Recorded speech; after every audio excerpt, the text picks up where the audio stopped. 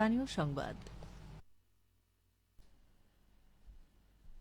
আসসালামু আলাইকুম। বাংলাদেশ বেতার রাজশাহী স্থানীয় সংবাদ পড়ছি সাজরিন খান খুশবু। রাজশাহীতে আগামীকাল যথাযোগ্য মর্যাদা, ভাবগাম্ভীর্য ও আনন্দমুখর পরিবেশে মুসলমানদের ধর্মীয় উৎসব পবিত্র ঈদ উল আজহা উদযাপনের লক্ষ্যে জেলা প্রশাসনের পক্ষ থেকে নানা কর্মসূচি গ্রহণ করা হয়েছে। সংশ্লিষ্ট কর্তৃপক্ষের ব্যবস্থাপনায় আগামীকাল সূর্যোদয়ের সঙ্গে সঙ্গে সকল সরকারি, আধা সরকারি, স্বায়ত্তশাসিত ও বেসরকারি ভবনসমূহে জাতীয় পতাকা উত্তোলন এবং সরকারি ভবন ও সড়কসমূহ সজ্জিত করা হবে। সকাল 7:30টায় মহানগরীর হজরত শাহ মখদুম রহমতুল্লাহ আলাইহে কেন্দ্রীয় ঈদগাহ ময়দানে ঈদের প্রধান জামাত অনুষ্ঠিত হবে।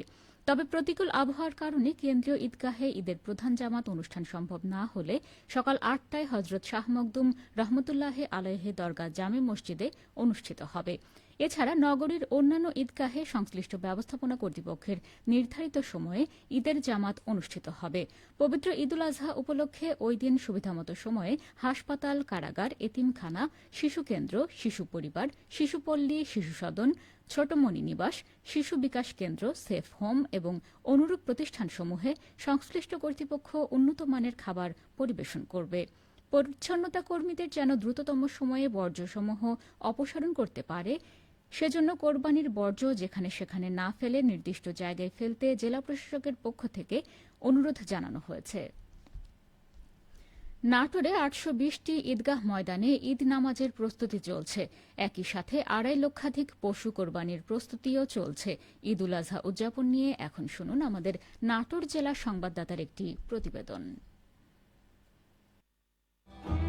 ওরে হত্যা নয় আজ, সত্যাগ্রহ শক্তির উদ্বোধন।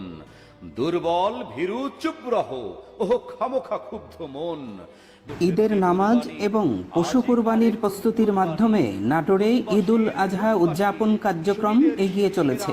ইসলামিক ফাউন্ডেশন নাটোর জেলা কার্যালয়ের উপপরিচালক মোহাম্মদ রিয়াজুল ইসলাম বলেন, নাটোর জেলাতে এবার 820টি ঈদগাহ ও মসজিদে পবিত্র ঈদ উল আজহার ঈদের নামাজ অনুষ্ঠিত হবে। ইতোমধ্যে মসজিদের ইমাম সাহেবদের জুমার নামাজের প্রাক্খুতবায় পবিত্র ঈদ উল আজহার গুরুত্বপূর্ণ আমলসমূহ, কোরবানির পশুর চামড়া ছাড়ানো এবং সঠিক বর্জ্য ব্যবস্থাপনা সম্পর্কে প্রয়োজনীয় আলোচনা উপস্থাপনের জন্য ইসলামিক ফাউন্ডেশনের পক্ষ থেকে অনুরোধ জানানো হয়েছে।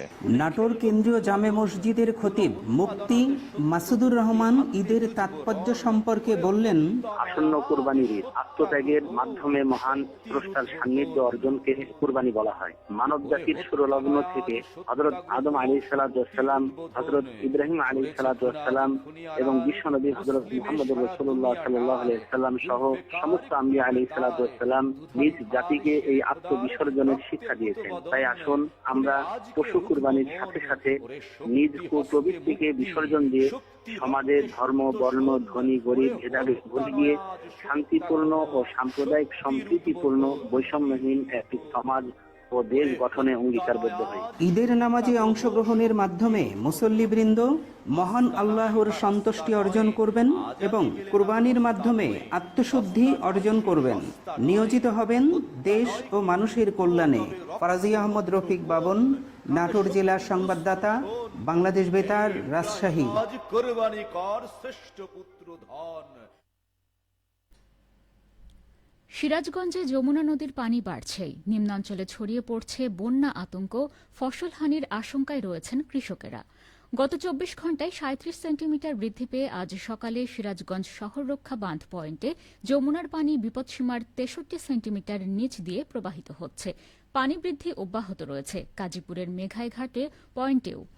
বাংলাদেশ পানি উন্নয়ন বোর্ড সিরাজগঞ্জের গেজ রিডার হাসান মামুন বলেন, পানি উন্নয়ন বোর্ডের বন্যা পূর্বাভাস কেন্দ্রের তথ্য অনুযায়ী আগামী 3 দিনে যমুনা নদীর পানি সিরাজগঞ্জ পয়েন্টে বিপদসীমা অতিক্রম করার আশঙ্কা রয়েছে।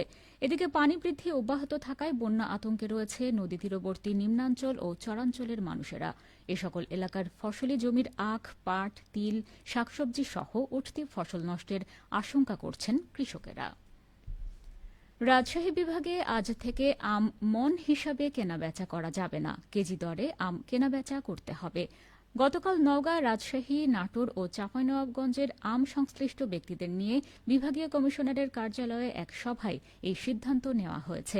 রাজশাহী অঞ্চলে 1 মণ আম কেনার সময় আড়তদারেরা 42 থেকে 55 কেজি পর্যন্ত আম নিয়ে থাকেন, তবে চাষিদের 40 কেজি বা 1 মণেরই দাম দেন। বিভিন্ন সময় এই ঢলন প্রথা থামাতে প্রশাসনের পক্ষ থেকে উদ্যোগ নেওয়া হলেও কার্যকর হয়নি। তবে এবার কেজি হিসাবে আমের কেনাবেচা হলে ঢলন নেওয়া বন্ধ হবে বলে প্রশাসন আশা করছে। সভায় সভাপতিত্ব করেন বিভাগীয় কমিশনার খন্দকার আজিম আহমেদ। বিভাগীয় কমিশনারের কার্যালয় থেকে পাঠানো এক বিজ্ঞপ্তিতে বলা হয়েছে, জাত, গ্রেড ও গুণগত মান বিবেচনায় আম প্রতি কেজি দরে খুচরা কিংবা পাইকারি যে কোনো পর্যায়ে কেনাবেচা করতে হবে বলে সিদ্ধান্ত নেওয়া হয়। এক্ষেত্রে আড়তদারেরা কেনাবেচার কোনো পর্যায়ে কোনরূপ কমিশন পাবেন না।